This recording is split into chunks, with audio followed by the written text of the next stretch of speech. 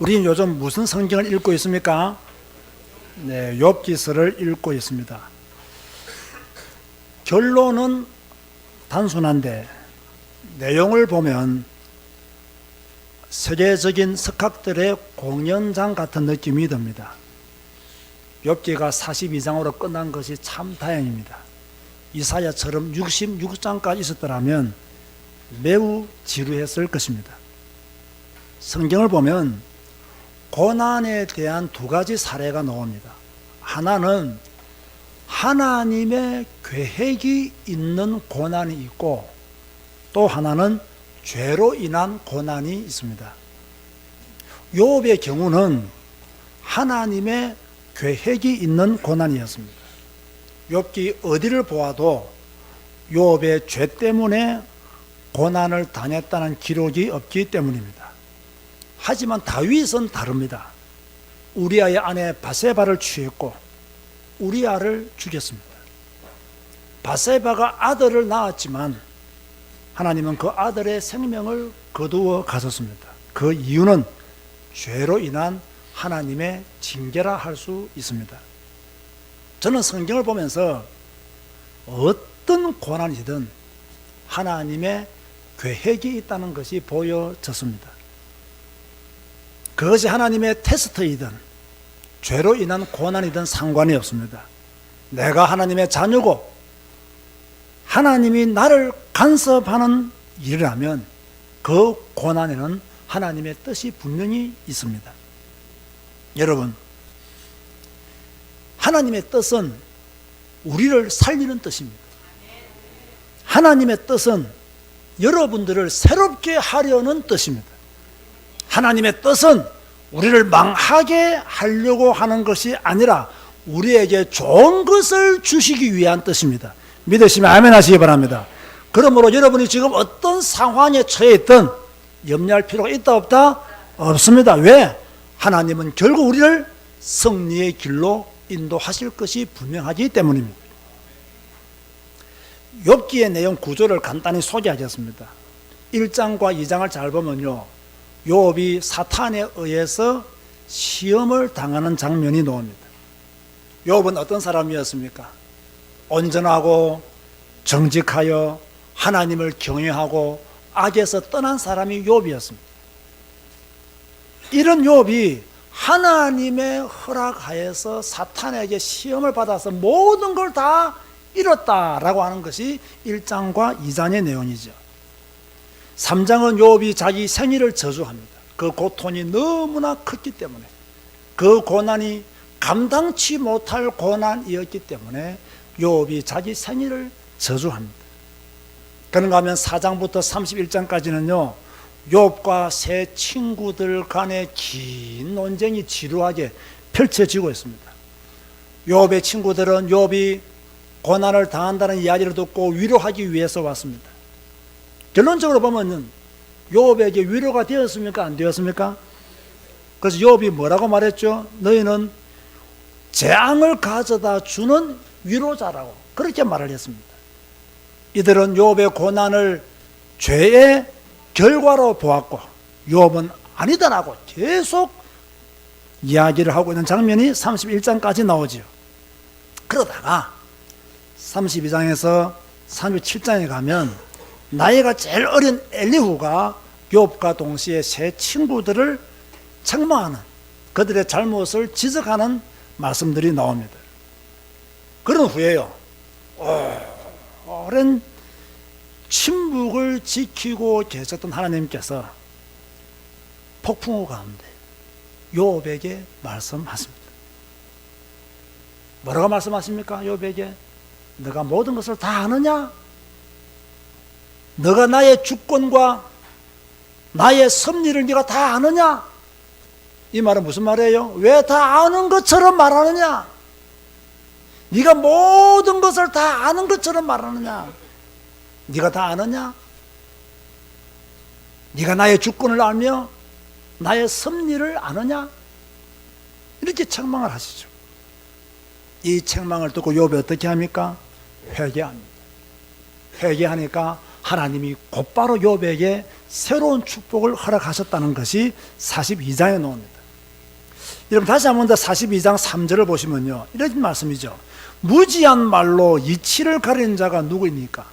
나는 깨닫지도 못한 일을 말하였고 스스로 알 수도 없고 헤아리기도 어려운 일을 말하였나이다. 쉬운 성경에는 이렇게 말씀했어요. 무식한 말로 내 뜻을 가리는 자가 누구냐라고 물으셨지요. 정말 저는 알지도 못하면서 말하였고 깨닫지도 못하는 일들을 아는 채 하였습니다라고 욥이 대답을 했습니다. 누가 무식한 말을 많이 했습니까? 욥이요. 누가 깨닫지도 못한 일을 아는 것처럼 말했습니까? 욥이요. 누가 스스로 알 수도 없고 헤아리기도 어려운 말을 했습니까? 욥이 했습니다. 그래서 욥이 회개했습니다. 욥은 이미 가지고 있던 모든 것을 잃어버렸습니다. 욥 주위에 친구라고는 볼 수 없었습니다. 전부 욥을 손가락질하고 비난하는 사람들 뿐이었습니다. 욥이 자신의 고난의 정답이 무엇인가를 찾기까지 오랜 시간, 오랜 고통이 계속되어졌습니다. 혹시 여러분은 그렇지 않습니까? 많은 것을 잃어버리고 지금 살고 있지 않습니까? 여러분 주위에 참 친구는 과연 몇 명이나 되겠습니까? 아마 여러분에게 좋은 말을 해주는 친구보다 비난하는 친구들이 더 많을 수도 있습니다.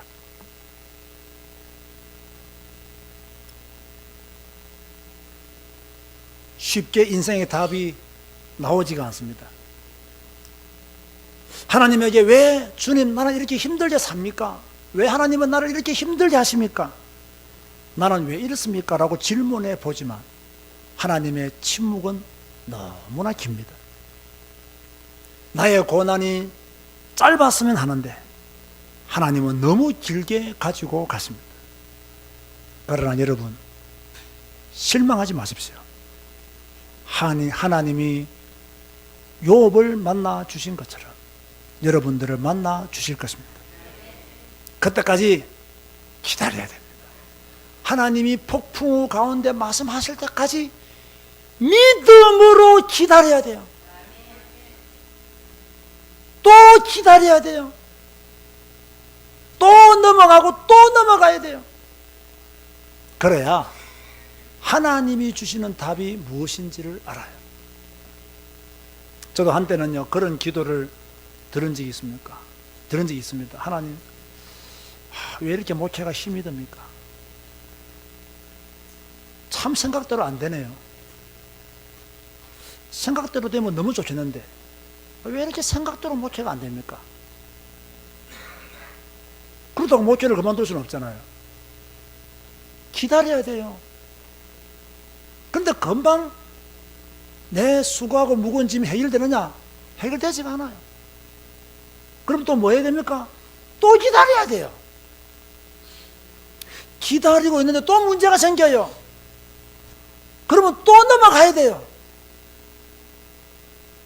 그러다 보면 하나님이 이래서 이랬었구나.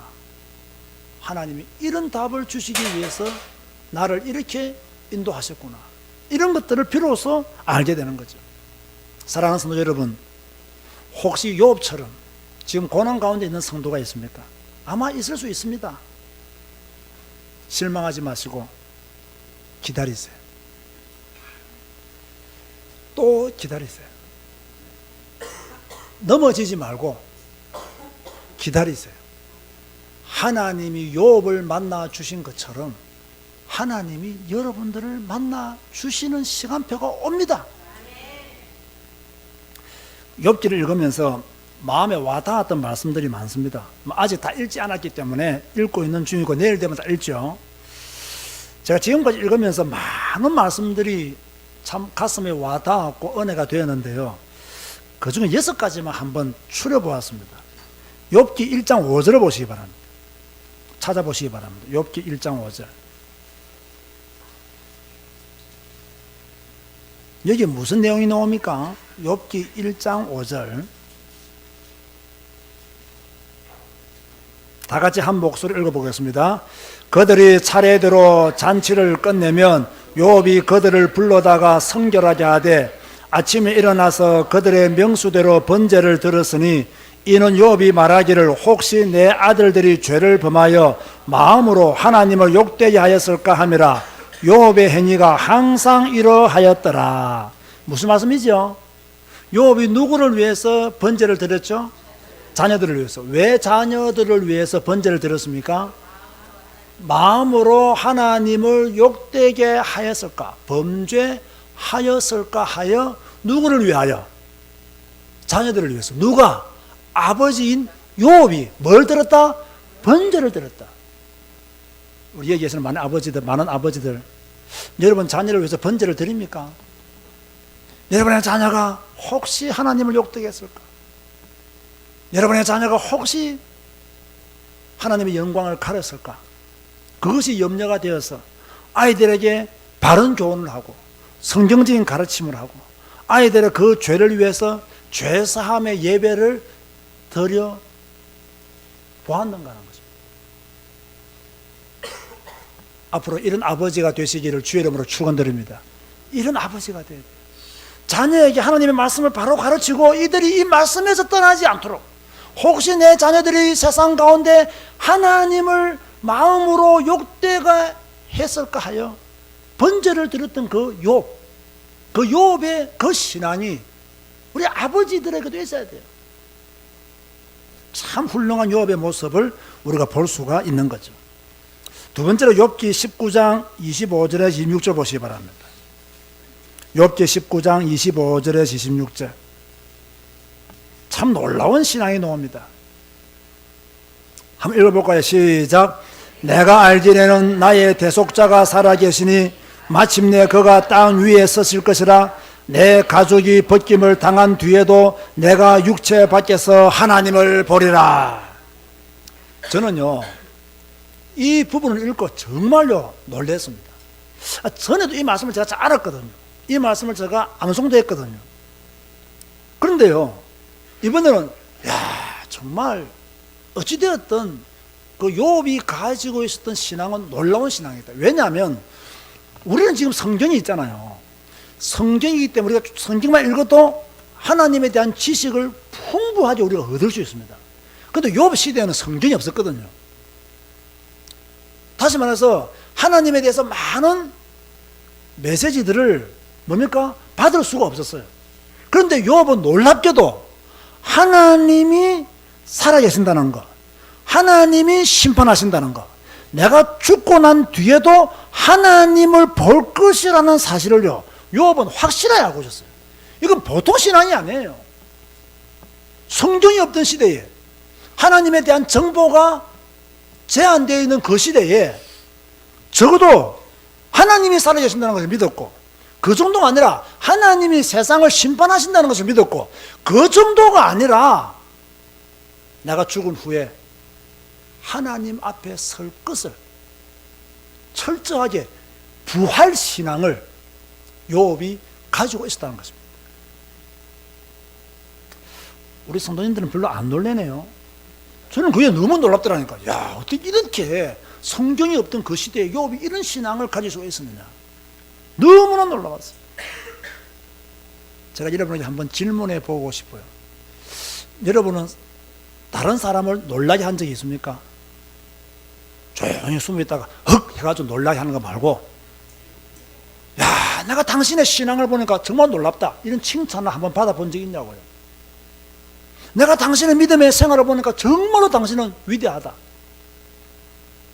정말 내가 당신의 신앙생활 하는 것을 보니까 정말 특별한 사람인 것 같아, 배울 점이 많은 사람인 것 같아, 이런 칭찬을 받아본 적이 있냐고요. 그런 칭찬을 받는 날이 올해 안에 있게 되기를 주의 이름으로 축원드립니다. 올해 안에 다른 사람이 볼 때, 야, 참 당신의 신앙이 이렇게 성숙한 신앙인 줄 몰랐다, 이렇게 당신의 신앙이 성장하다니 놀랍다, 이런 말들이요 우리에게 들려줘야 돼요. 욥기 21장 2절을 한번 보시기 바랍니다.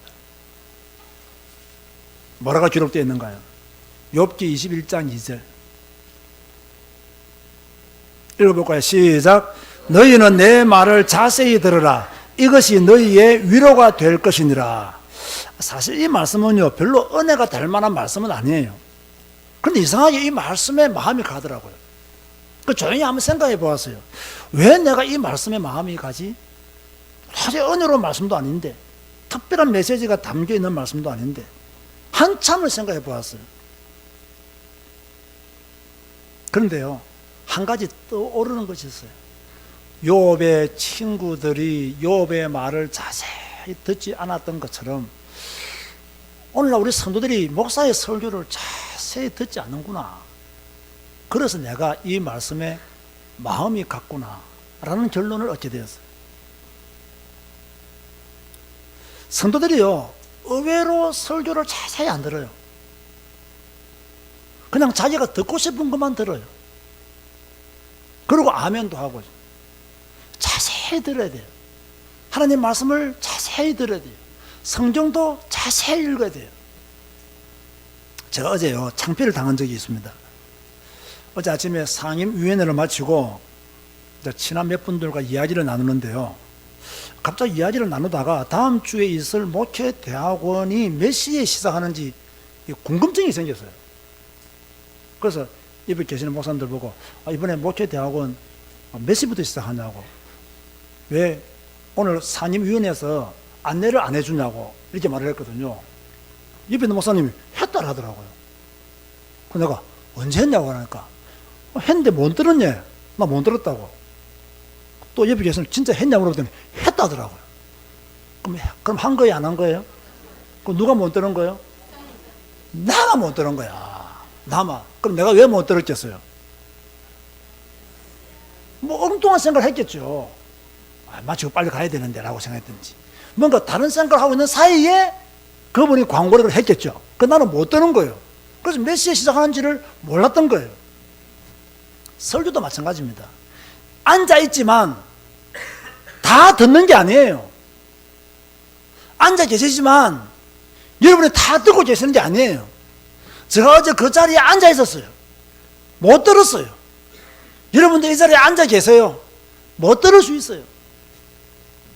자세히 들어야 됩니다. 무슨 말씀을 하는가 귀 기울여 들어야 됩니다. 설교를 내 입장에서만 들으면 안 돼요. 성경적인 관점에서 말씀을 드려야 돼요. 그런데 자꾸 내 입장에서 성경 읽고 설교를 듣잖아요. 그러면 시험거리가 굉장히 많이 생겨요. 그런데 하나님의 입장에서, 성경적인 관점에서, 설교자의 관점에서 의미를 파악하고 들으면 시험에 들 게 아무것도 없어요. 그래서 설교는 자세히 들어야 돼요. 그리고 잘 들어야 돼요. 욥기 23장 10절 한번 보시기 바랍니다. 우리가 잘 아는 말씀이 나오죠. 욥기 23장 10절 읽어볼까요? 시작. 그러나 내가 가는 길을 그가 아시나니 그가 나를 단련하신 후에는 내가 순금같이 되어 나오리라. 이 말씀 다 알고 있는 말씀이죠. 뭐 신앙생활 몇 년 하시면 욥기라 하면 대표적인 성경 구절이 바로 이 말씀이죠. 그러나 내가 가는 길을 그가 아시나니 그가 나를 단련하신 후에는 내가, 옛날 성경에는 정금같이 나오리라 이랬죠. 욥은요, 자기가 가는 길을 누가 아신다고 했어요? 하나님이 아신다고 했어요. 내가 생각하는 거, 내가 계획하는 거, 내가 가는 길 다 하나님이 아신다. 그리고는 나를 단련하신 후에는 내가 순금이 되어서 나올 것이다. 얼마나 위대한 신앙 고백입니까? 지금 혹시 하나님의 단련을 받고 계시는 분이 있습니까? 순금 되시기를 주님의 이름으로 축원드립니다. 문제는 단련만 실컷 받고 나중에 이 폐지 처분되면 안 된다니까요. 그죠? 이건 도저히 이거는 가능성이 없구나. 실컷 단련해 봤더니 이건 도대체 가능성이 없다 하고 하나님이 쓰레기통에 버리면 안 된다니까요. 우리가 단련 받는 것만큼 귀하게 써야 돼요. 많은 사람들이 이런 말을 합니다. 누가 내 마음을 알아줄고, 이런 말을 하죠. 내 마음을 알아주는 사람이 별로 없다는 이야기입니다. 답답하죠? 내 마음을 알아주는 사람이 없으니까. 여러분도 그럴 겁니다. 누가 내 마음을 좀 알아줬으면 좋겠다. 염려하지 마세요. 하나님이 알고 계십니다. 아시겠습니까? 솔직히요, 여러분의 배우자도 여러분의 속마음을 알까요? 모를까요? 몰라요. 말하면 알아들을까요? 못 알아들을까요? 네, 확실한 언약을 붙잡고 계시는군요. 모른다니까요. 여러분의 자녀들이 여러분의 속 사정을 알겠어요? 모르겠어요? 몰라요. 그죠? 모른다니까요. 그럼 여러분 목사는 여러분 속 사정을 알까요? 나는 더 몰라요. 여러분이 나한테 와서 말하는 적이 없잖아요. 더 모른다니까요. 그렇다면 그럼 나는 내 속을 잘 알까요? 몰라요. 화장실 들어갈 때 마음 다르고 나올 때 마음 달라요. 저는요, 참 모처에 보면 재밌는 게요, 성도들의 영적 상태가요, 일주일 만에 변해요. 일주일 만에. 이게 한 달이라도 가줬으면 좋겠어요. 근데 일주일 만에, 지난주에 와가지고 목사님 은혜 받았으면 해놓고 이번 주에 오면요, 뭐 얼굴이 시커멓게 돌아옵니다. 그렇다니까요. 이 일주일마다 성도들의 영적 상태가 바뀌기 때문에요, 목사는 늘 불안한 거예요. 늘 걱정이 되는 거예요. 그죠? 그냥 여러분, 그냥 좋아도 좋은 표시 내지 말고요, 안 좋아도 안 좋은 표시 내지 마시기 바랍니다. 그대로 가만히 계세요, 제발 좀. 금방 좋았다가 금방 악어 꼴자 빈들어 들어가 버리고. 이래버리면요, 이 목사도 소화가 안 된다니까요. 그냥 가능하면 좋아도 안 좋은 척, 안 좋아도 좋은 척하고, 이렇게요. 그걸 뭐라 하죠, 그걸? 포커페이스 딱 이래 있어야 돼요. 그런데 막 좋으면 해 그러다가 막 안 좋으면 삐쩍삐쩍 그러다가면요, 이게 막 세포가 그냥 살았다가 죽었다가 살았다가 죽었다가 이러니까요, 막 심장병에 걸리겠어요. 그냥 가능하면요, 우리는 뭐 해야 됩니까? 하나님은 아신다 하고요, 어려움이 와도 힘든 일이 생겨도 하나님은 아신다 생각하고 그냥 믿음의 길을 묵묵히 가는 거예요. 신앙의 길을 묵묵히 가는 거예요. 저는 지금까지 하나님의 음성을 한 번도 들은 적이 없어요. 그래도 묵묵히 가는 거예요. 성경 말씀 읽으면서 그냥 가는 거예요. 욥기 23장 12절 보시기 바랍니다. 아주 중요한 말씀이 나왔죠. 욥기 23장 12절 한번 읽어볼까요? 시작. 시리 명령을 어기지 아니하고 정한 음식보다 그의 입의 말씀을 귀히 여겼도다. 놀라운 말씀이잖아요. 이 말을 다르게 풀면요, 욥은 하나님의 명령을 떠나지 않았다는 말씀이고, 하나님의 말씀을 매일 먹는 음식보다 더 귀하게 여겼다는 말씀입니다. 이런 신앙인이 나와야 돼요. 이런 믿음의 사람이 나와야 돼요. 우리 제자교회에 이런 사람이 많아지기를 주님의 이름으로 축복합니다. 내가 매일 먹는 음식보다 하나님의 말씀을 더 귀히 여기겠다. 이런 믿음의 사람이 나와야 돼요. 내가 밥은 안 먹을지언정 하나님의 말씀은 꼭 읽겠다. 이런 성도가 나와야 돼요. 제가 이렇게 성경 읽기 강의를 할 때 결단하게 만들잖아요. 나는 성경을 읽지 않으면 뭐뭐 하지 않겠다 라고 결단을 하게 만들면요, 가장 많이 나오는 것 중에 하나가 나는 성경을 읽지 않으면 밥을 먹지 않겠다 라는 결단들이 많이 나와요. 아마 그분들 다 굶어 죽었었는가 봐. 왜? 성경 읽기 밴드에 글이 안 올라와. 그러면 나는 성경 읽기 전에는 밥 먹지 않겠다라고 했으면 밥을 안 먹어야 될 거 아닙니까? 안 올라오니까. 그런데 가끔씩 보면 얼굴이 보여. 얼굴이 보인다니까요. 얼마 전에는요, 우리가 지난주에 성경 캠프 했잖아요. 한 분이 돌아가서 저한테 문자를 보내왔어요. 나는 매일 성경 읽지 않으면 출근하지 않겠습니다 라더라고요. 그래서 내가 답변을 보냈어요. 아이고, 내일부터 출근하기는 틀렸다. 그랬더니 아니라고, 이 결심을 지킬 거라고 그렇게 말씀을 하시더라고요. 어찌됐든 간에 욥은 어떤 신앙이었느냐, 내가 그의 입술의 명령을 어기지 아니하고 하나님의 명령을 떠나지 아니하고 정한 음식보다 그의 입의 말씀을 귀히 여겼다, 이렇게 말씀하고 있어요. 얼마나 놀라운 신앙이에요. 그죠? 오늘날 성도들 어떻게 합니까? 말씀은 안 읽어도 밥은 잘 드십니다. 그 육신의 배는 잘 채웁니다. 근데 영적인 건강을 위해서는 말씀을 먹지 않는다는 거예요. 그러니까 성도들이 교회 다니면서 영적인 상태가 황폐하잖아요. 우리 교회는 어떤 교회가 되어야 됩니까? 말씀을 매일 먹는 그런 성도들이 되어져야 될 줄로 믿습니다. 자, 욥기 26장 4절 한번 보시기 바랍니다. 욥기 26장 4절. 욥이 한 말입니다. 다시 읽어볼까요? 시작. 너가 누구를 향하여 말하느냐? 누구의 정신이 내게서 나왔느냐? 이 쉬운 성경에는요, 자네는 누구한테 그런 말을 들었나? 어떤 영이 자네를 통해 말하고 있는가? 어떤 영이 자네를 통해서 말하고 있는가? 누구한테 그런 말을 들었고 어떤 영이 자네를 통해서 그런 말하고 있는가라고 빌닷에게 욥이 한 말입니다. 제가 이 말씀에 관심을 가진 이유는요, 어떤 영, 누구의 정신 때문이었습니다. 사람은 누군가의 영향을 받습니다. 여러분도 영향을 받겠죠. 지금까지 누군가의 영향을 받고 살았습니다. 저는 솔직히 말해서 대한예수교 장로의 통합교단의 영향을 받고 자란 목사입니다. 제가 그 학교 출신이기 때문에. 또 존경하는 분도 있습니다. 그분의 영향도 받았겠죠. 특별히 제가 좋아하는 미국의 복음주의 목회자들, 신학자들의 책들도 많이 봤습니다.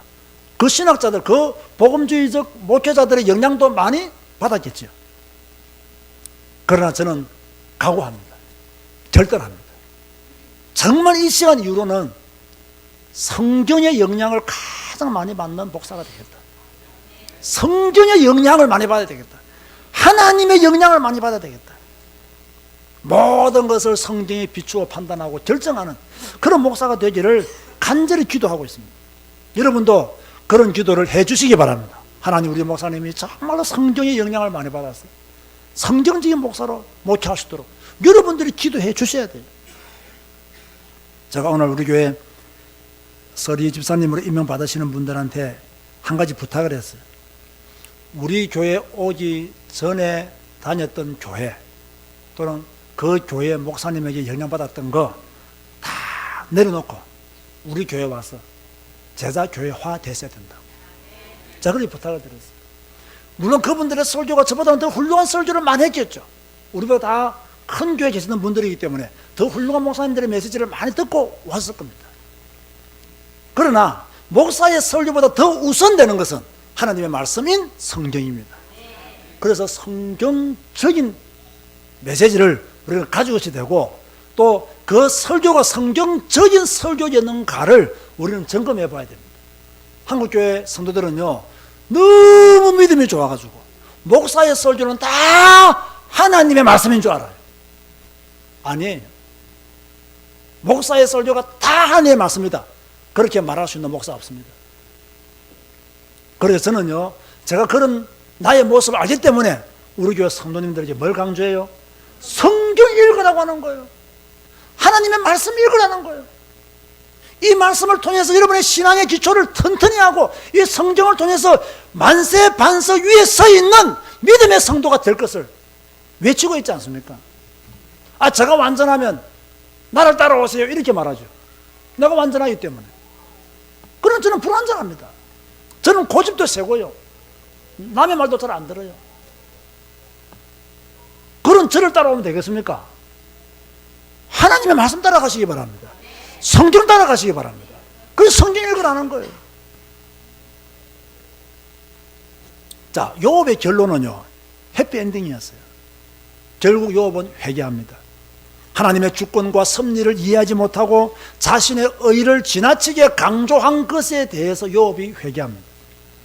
여러분, 해피엔딩 좋아요, 안 좋아요? 좋죠. 여러분 인생을 어떻게 만들고 싶어요? 해피엔딩을 만들고 싶겠죠. 방법 하나 알려드릴까요? 어떻게 하면 내 인생이 해피엔딩이 되느냐? 회개하면 됩니다. 여러분의 인생에 언제 터닝 포인트가 생기느냐? 여러분이 하나님 앞에 회개하고 돌아갈 때. 회개는 말씀을 먼저 깨달아야 하고 자신의 것을 버릴 때 가능합니다. 말씀의 깨달음이 없는 회개는 있을 수가 없습니다. 자신의 것을 그대로 가지고는 참 회개를 할 수가 없습니다. 욥은 하나님의 말씀을 들었습니다. 그 말씀의 의미를 깨달았습니다. 그리고 회개했습니다. 우리도 마찬가지입니다. 언제 내 인생이 해피엔딩이 되느냐, 언제 내 인생이 새로워지느냐, 주님 앞에 회개할 때입니다. 그때 내 인생이 해피엔딩이 되는 거예요. 욥은 회개 후에 더 큰 축복을 받았어요. 우리 욥기 42장 10절 17절 조금 길지만 읽어보겠습니다.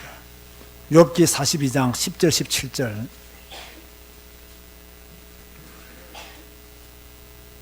제가 읽어볼게요. 욥이 그의 친구들을 위하여 기도할 때 여호와께서 욥의 공경을 돌이키시고 여호와께서 욥에게 이전 모든 소유보다 갑절이나 주시니라.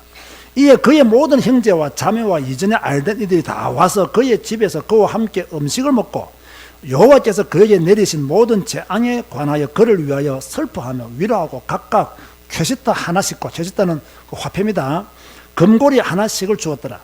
여호와께서 욥의 말년에 욥에게 처음보다 더 복을 주시니 그가 양 14,000과 낙타 6,000과 소 1,000결이와 암나귀 1,000을 두었고 또 아들 7과 딸 3을 두었으며 그가 첫째 딸은 여마마라 이름하였고 둘째 딸은 구시아라 이름하였고 셋째 딸은 게렛 합분이라 이름하였으니 모든 땅에서 욥의 딸들처럼 아리따운 여자가 없었더라. 그들의 아버지가 그들에게 그들의 오라비들처럼 기업을 주었더라. 이 욥이 대단한 사람입니다.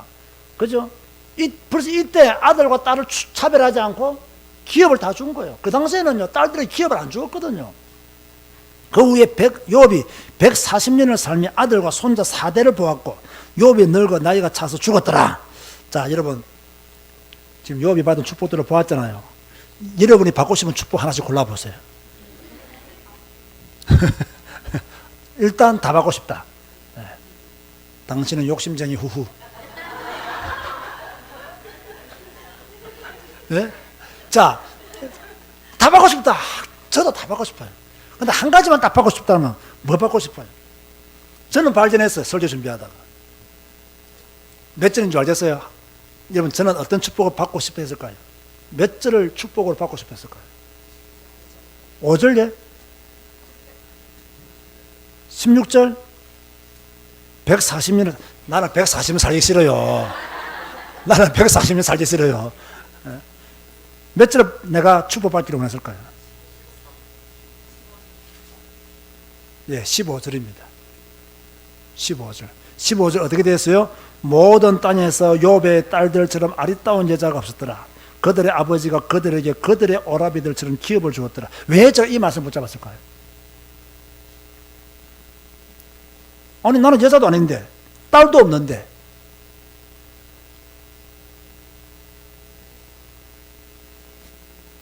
왜 이 말씀 붙잡았을까요? 아, 우리 아들 둘이가 아리따운 며느리를 구해왔으면 좋겠다. 외모로 말하는 게 아닙니다. 저는 이 말씀을 딱 읽는 순간요, 욥과 같은 아버지를 둔 딸을 며느리로 삼았으면 좋겠다. 내가 그 마음이 들어왔어요. 욥과 같은 아버지를, 그죠? 그 욥과 같은 아버지 밑에서 자란 그런 딸이 며느리가 됐으면 좋겠다. 이 아버지의 믿음이 너무 좋잖아요. 그 아버지의 믿음이 너무 좋고 너무 훌륭한데 그 딸의 믿음이 형편없을 가능성은 거의 없거든요. 이런 열망이 생기는 거예요. 그래서 저는요, 욥이 받은 축복 뭐 양이 몇만 마리고 저는 이런 거 별로 관심 없어요. 왜? 몸바닥을 확실히 내가 알기 때문에 별 관심 없고요. 뭐 아들 7 다 끝났는데 무슨 또 아들 더 낳겠어요. 그것도 뭐 소용없어요. 다만 후대를 위해서 욥과 같은 아버지를 둔 며느리가 들어온다면 이것이야말로 축복 중에 축복이 아니겠는가, 그런 생각을 한번 해보는 거예요. 그래서 주님, 욥과 같은 아버지 밑에서 자란 그 딸들을 우리 가정의 며느리로 허락하여 주옵소서 라는 기도를 이 성경을 읽으면서 짧게나마 들었던 거예요. 자, 그러면 결론을 맺습니다. 3가지입니다. 어떤 고난이든 하나님의 계획이 있다 없다? 있다. 잘 명심하세요. 어떤 고난이든 하나님의 계획이 있다. 여러분이 어떤 일을 다녔던 그 일에는 하나님의 계획이 있다. 하나님의 계획이 있다면 낙심할 필요 없고, 하나님의 계획이 있다면 두려워할 필요가 없다. 하나님이 나를 간섭하는 일이라면 나의 끝은 축복이다. 이걸 꼭 아셔야 돼요. 걱정할 필요 없어요. 지금요 조금 흔들리고 조금 어렵고 걱정할 필요 없어요. 하나님의 계획이 있다면 하나님은 궁극적으로 나를 승리의 길로 인도하신다. 두 번째는요, 회개는 내 인생의 터닝 포인트의 시작입니다. 해피엔딩의 시작입니다. 이걸 꼭 아셔야 돼요. 욥은 회개함으로 자기 인생의 모든 문제 해결받았습니다. 친구들을 위해서 중보기도함으로 모든 고난에서 끝을 보았습니다. 우리도 마찬가지입니다. 우리도요 회개해야 됩니다. 예배에 성공하지 못한 거 회개해야 되고, 성경 읽지 못한 거 회개해야 되고, 기도하지 못하고 교회와 함께 가지 못하는 것까지도 회개해야 됩니다. 이제는 예배에 성공하고 성경 읽고 기도하고 교회와 함께 가고 전도와 선교하는 일에 방향을 맞춰야 됩니다. 그러면 하나님의 새로운 축복이 우리에게 시작된다는 것을 믿어야 되죠. 여러분들에게 무엇이 기다리고 있느냐? 해피엔딩이 기다리고 있습니다. 기다리고 있다는 말은요, 오고 있다는 말이에요. 내가 왜 기다립니까?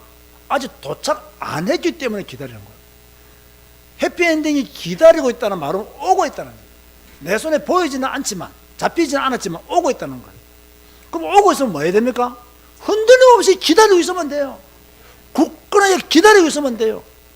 그러면 하나님이 우리에게 뭡니까? 해피엔딩으로 축복해 주신다는 거예요. 여기저기 움직여버리면 안 돼요. 딱 기다리고 있어야 돼요. 자, 이번 한 주간 우리 모든 성도님들의 삶들이 해피엔딩으로 이어지기를 주님의 이름으로 축복합니다. 기도하시겠습니다. 주님 감사합니다. 오늘 욥기에 나타난 은혜의 말씀들을 가지고 함께 말씀을 나누었습니다. 하나님, 모든 고난에는 하나님의 계획이 있는 줄로 믿습니다.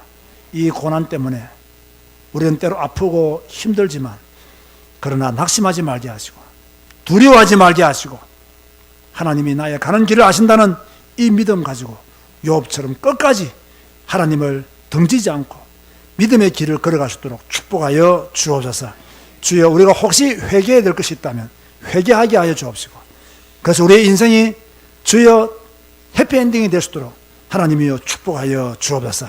예수님의 이름으로 기도드리옵나이다. 아멘. 다 같이